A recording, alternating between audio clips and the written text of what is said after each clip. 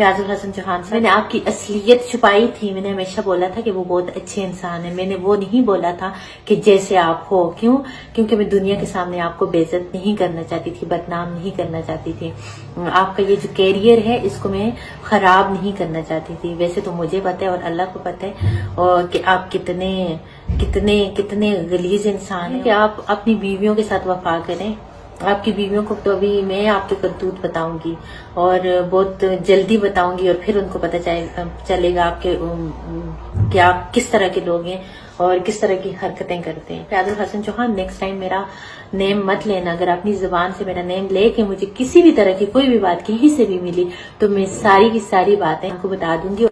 تم اگر ہم سے ٹکراؤ گے تو سن لو منہ کی کھاؤ گے. آپ لوگوں کا جو اصلی چہرہ ہے وہ میرے ابھی بھی موبائل فون میں محفوظ ہے, لہٰذا مجھ سے بچ کے رہنا. تھینک یو سو مچ.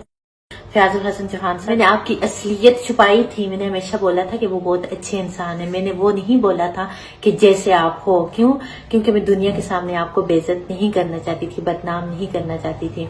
آپ کا یہ جو کیریئر ہے اس کو میں خراب نہیں کرنا چاہتی تھی. ویسے تو مجھے پتہ ہے اور اللہ کو پتہ ہے اور کہ آپ کتنے غلیظ انسان ہیں کہ آپ اپنی بیویوں کے ساتھ وفا کریں.